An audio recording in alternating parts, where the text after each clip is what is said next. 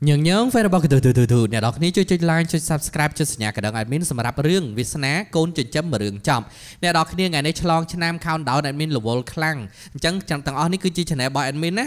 ប្រាប់ឲ្យដឹងឲ្យហើយ admin កាន់ហើយថ្ងៃនេះ admin ត្រូវជាប់សម្ដែងសិល្បៈរបាំបុរាណផ្ដាំរបាំបរិយាទ្របអីនៅតាមអូតែលអញ្ចឹងហើយប្រហែលជាផុសរឿងតាន់អត់ដឹងទេអ្នកដល់គ្នាបើកឆាតដំបូងយើងស្គាល់ថាម្នាក់ស្រីនេះឈ្មោះថាលូ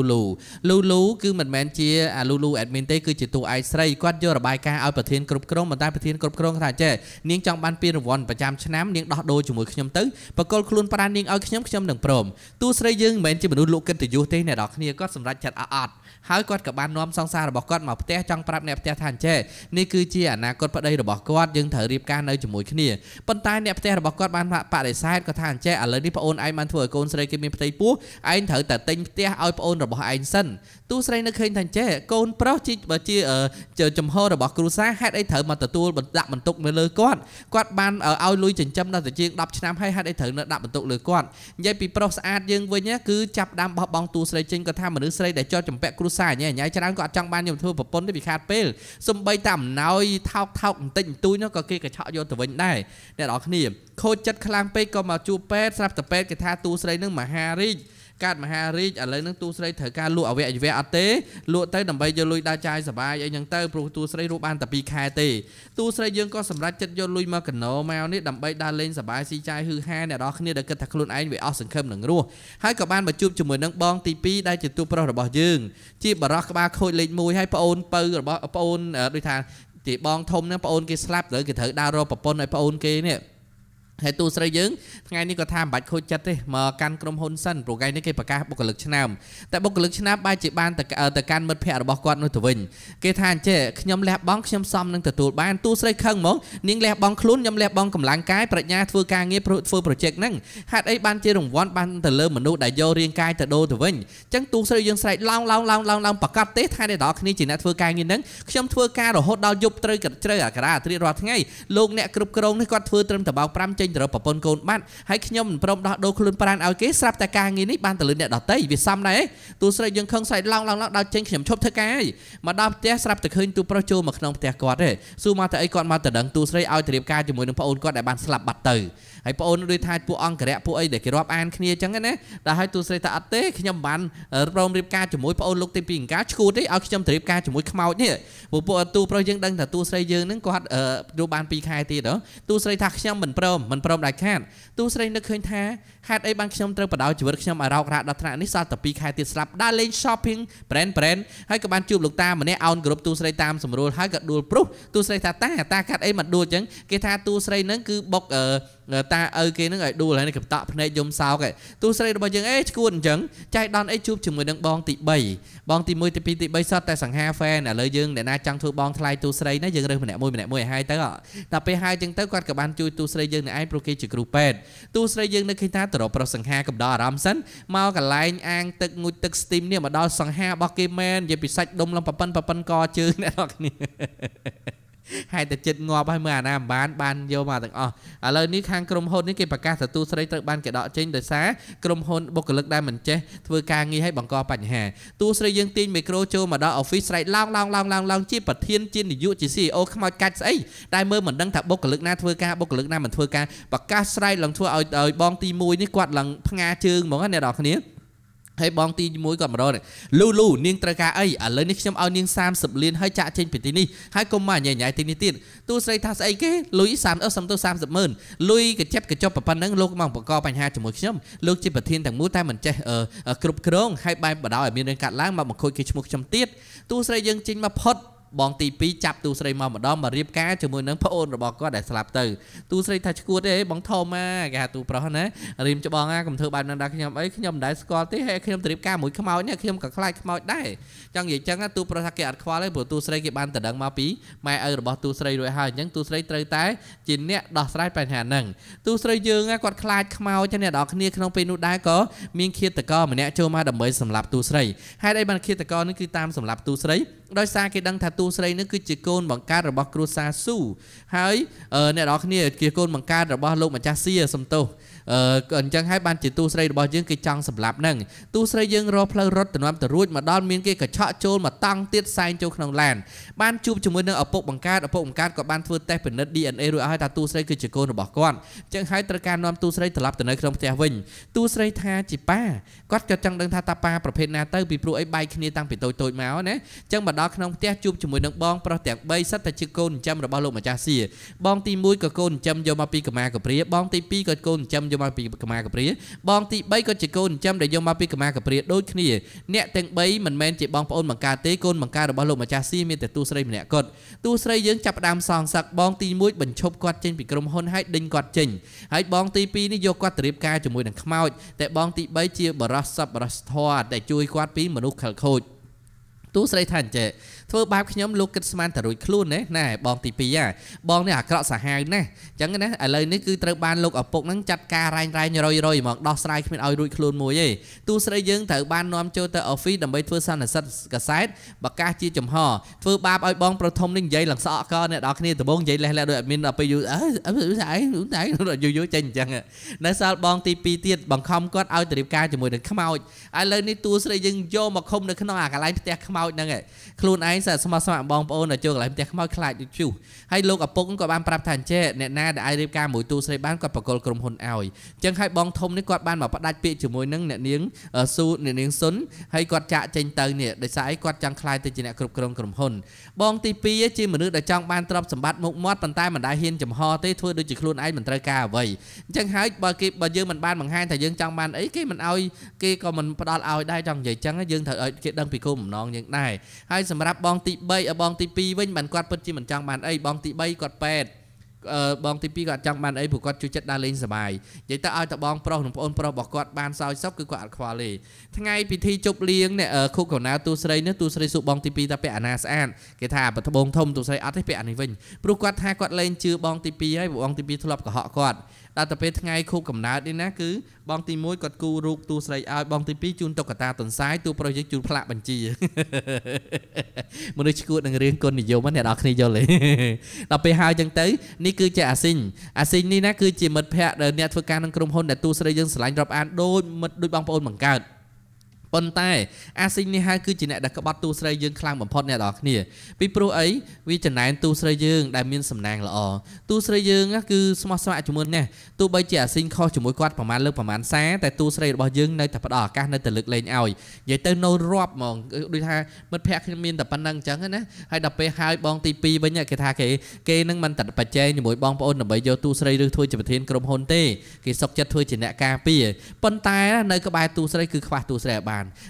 រេចូលមកញ៉ោះគេចូលមកញ៉ោះគេប៉ុន្តែដើម្បីបងប្អូនសុខចិត្តអត់ឥឡូវនេះទូស្រីយើងត្រូវបានឲ្យទៅធ្វើជាប្រធានក្រុមហ៊ុននៅក្នុងក្រុមហ៊ុនទៀតអញ្ចឹងហើយគឺធ្វើជា CEO ថ្មីណាគាត់បានមកជួបមនុស្សជាច្រើននៅទីនេះសិតតែពួកដែលមានគំនិតអាក្រក់លើទូស្រីទាំងអស់អញ្ចឹងហើយអ្នកណាក៏ដោយឲ្យតែប៉ះពាល់ដល់ទូស្រីបងទី2នេះឯងចូលទៅបង្ក្រាបបានមុនមិនឲ្យទូស្រីដឹងរឿងទេហើយទូស្រីយើងគេចង់ខ្លាយទៅជាបងធំបងទី2នឹងវែកមកហើយស្រេចនៅកន្លែងនេះសិតតែបងប្អូនរបស់ទូប្រុសដល់តែពេលហើយអញ្ចឹងទៅទូស្រីរបស់យើង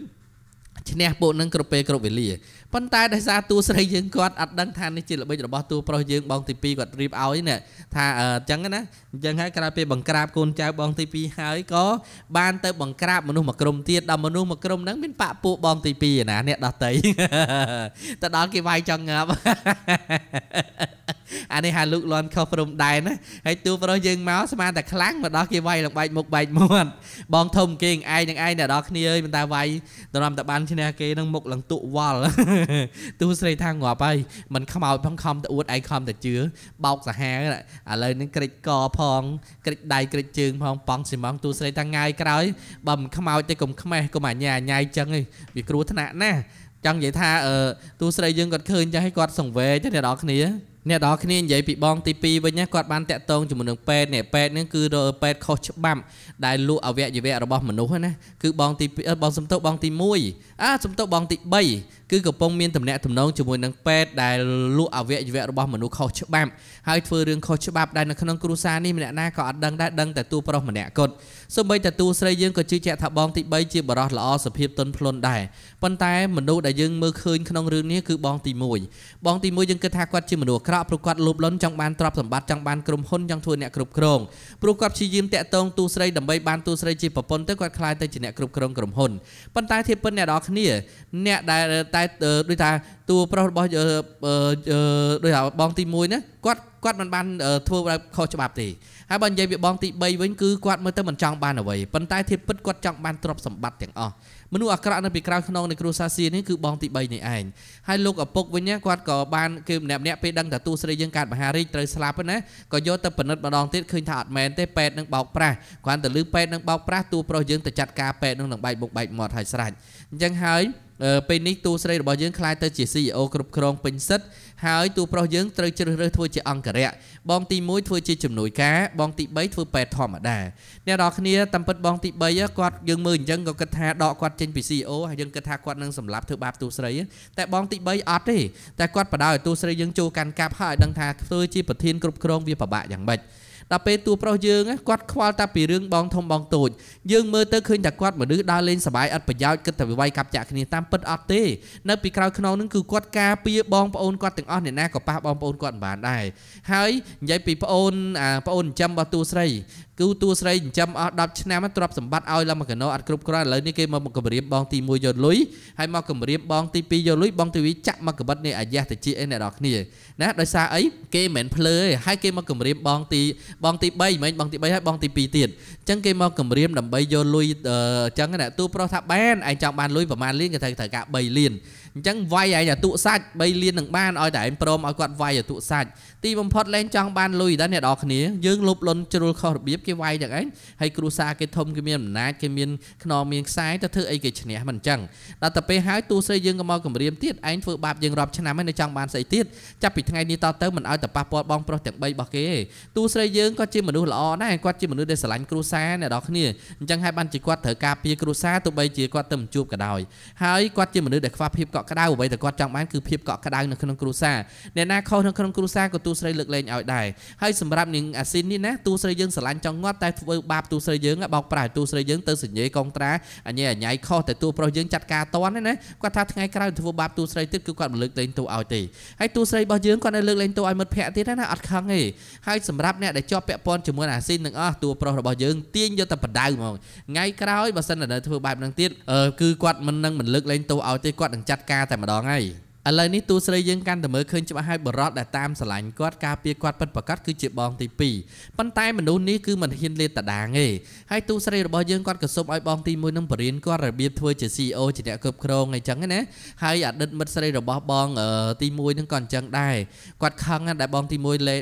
ใบปะมวยกอดดำใบจังคลายจีปะเทียนเนี่ยให้ตัวใส่ยังกอดกระรบแต่เอาสัตว์จีบองเลือกเลยตัวปลอกมวยที่เนี่ยดอกนี่ให้กอดนะชียิมเฉลี่ยราคาบังเรียนตัวใส่ดำใบบานนัสนัดกับตัวใส่กวาดหนุ่มเบียร์การนี่กระหายมินนะแอดมินยกบองตีมวยแอดมินสมทบองทลายทมเนี่ยดอกนี่เธอบองทลายตีประมาณก็เธอได้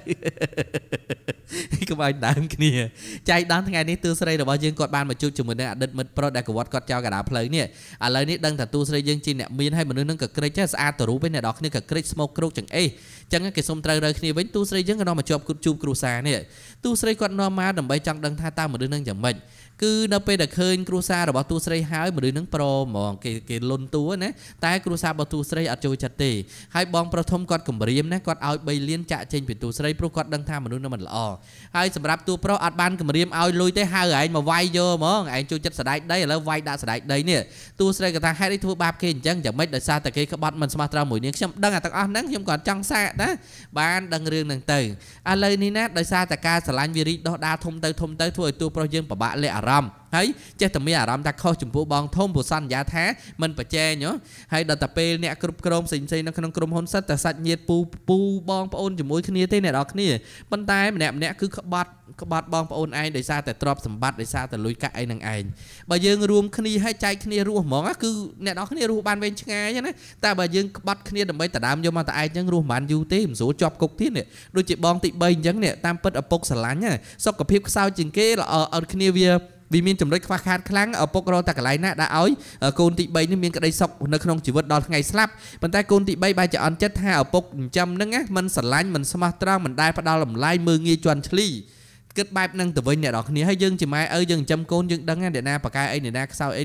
មានបញ្ហាអីយើងតែងតែរុញគាត់ទៅកន្លែងណាដែលអាចឲ្យគាត់មានសុវត្ថិភាពហើយទូប្រុសយើងមកចាត់ការអាស៊ីនណាថ្ងៃក្រោយទៅធ្វើបាបទូស្រីទៀតគាត់លើកលែងទេហើយគាត់មិនមែនតែចាត់ការអាស៊ីនណាគាត់ទៅចាត់ការបងទី3ទៀតព្រោះគាត់ដឹងថាបងទី3ហ្នឹងគឺធ្វើអ្វីខ្លះនៅពីក្រោយខ្នងគាត់ដឹងទាំងអស់ហ่าហើយបងទី1វិញគឺមនុស្សមើលទៅដូចលោភលន់ណាស់អញ្ចឹងតែធៀបពិតអត់ទេគឺគួរឲ្យទុកចិត្តបានហើយអ្នកនរគ្នាទូប្រុសរបស់យើងនឹងគឺគាត់កំពុងតែប្រច័ណ្ឌកំពុងតែចំណាយណាភ័យខ្លាចទូស្រីយើងនឹងបានរៀបការជាមួយនឹងបងទី1តាមពិតមិនអញ្ចឹងទេទូស្រីរបស់យើងនឹងគឺជាមនុស្សងាយយល់ណាស់អ្នកនរគ្នាអើយគាត់មិនពិបាកក្នុងការយល់ទេខ្លាចតែទូប្រុសយើងយល់វាអត់បានចង់និយាយចឹងណាហើយដល់តែពេលហើយនេះដឹងថាម៉េចទេទូប្រុសរបស់យើងទូស្រីអត់ឲ្យចាក់ចេញពីគាត់ត្រូវនៅធ្វើអង្គរៈគាត់រហូតហ្នឹងហើយសម្រាប់ឪពុកម្ដាយចិញ្ចឹមនេះណាចេញមកប្រកាសថាទូស្រីនឹងរមិលគុណមិនមើលថែតឪពុកម្ដាយចិញ្ចឹមបា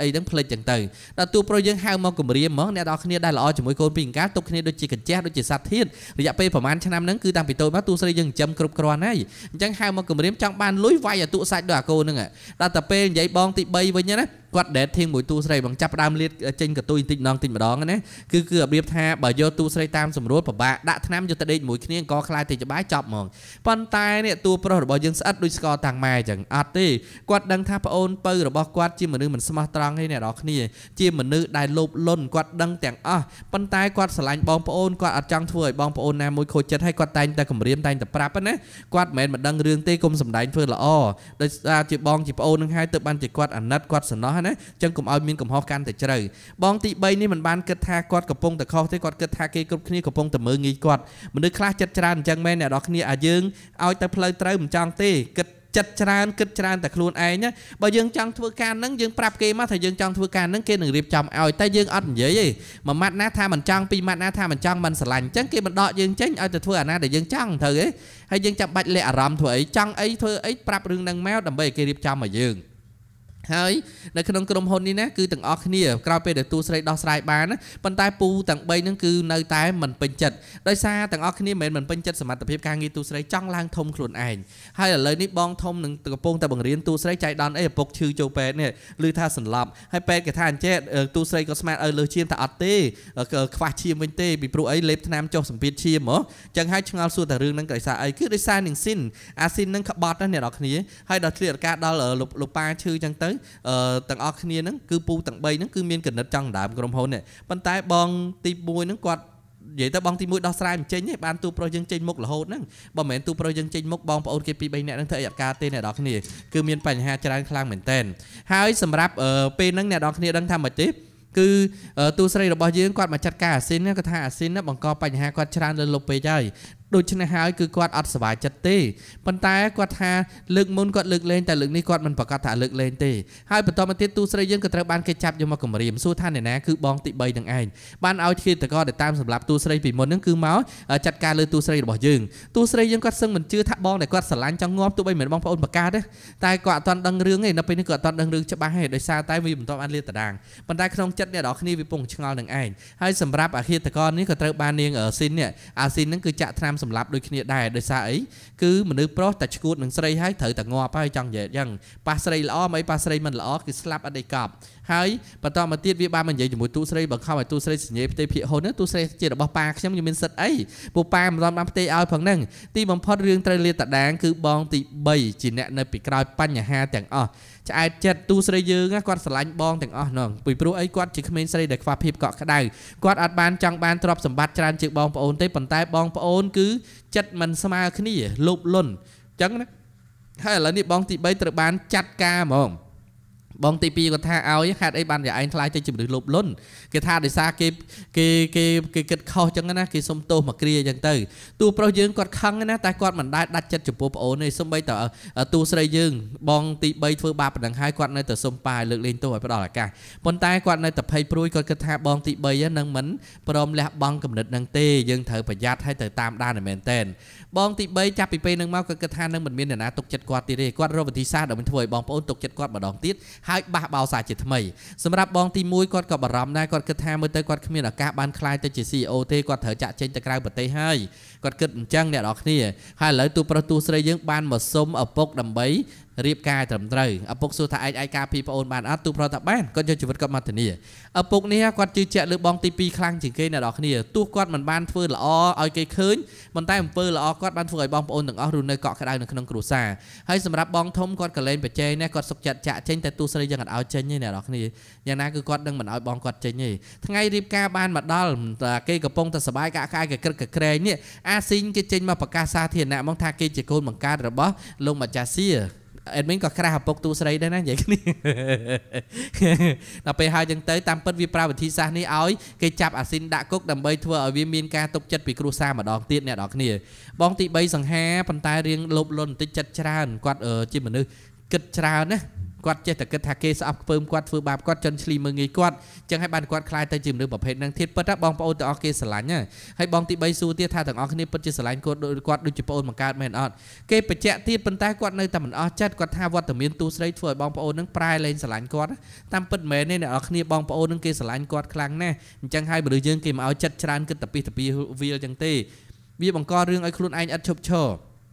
ហើយពិធីរៀបការរបស់ទូស្រីទូប្រុសមានបានសម្រាប់ទៅរលូនណាវាឡាយមានរឿងវល់ច្បល់ចូលគ្នាចឹងឯងបន្តមកទៀតអ្នកនរគ្នាដឹងថាមិនទេទូស្រីរបស់យើងគាត់រៀបចំការរៀបការម្ដងទៀតហើយក្នុងពេលដែលគាត់រៀបចំការរៀបការម្ដងទៀតគាត់ក៏បានបកគលក្រុមហ៊ុនទាំងឲ្យបងធំហើយគាត់ថាគាត់អត់យកទេឲ្យបងធំមើលការខុសត្រូវទៅវាអត់សមនឹងគាត់ហើយគាត់ក៏បានឃើញពេទ្យខុសច្បាប់នេះពេទ្យដែលលក់អវយវៈមនុស្សខុសច្បាប់នេះណាឃើញចេញមកពីបន្ទប់របស់បងប្រុសទី3ទូស្រីរបស់យើងក៏សួរនាំបងកំពុងធ្វើស្អីហ្នឹងថាអត់មានធ្វើអីទេគាត់និយាយការងារធម្មតាគេការងារស្អីពេទ្យម្នាក់ហ្នឹងគឺរស់ស៊ីខុសច្បាប់លក់កលៀនលក់អវយវៈរបស់មនុស្សហេតុអីបានជាបងលុបលន់ហេតុបានបងតែបន្តធ្វើអាក្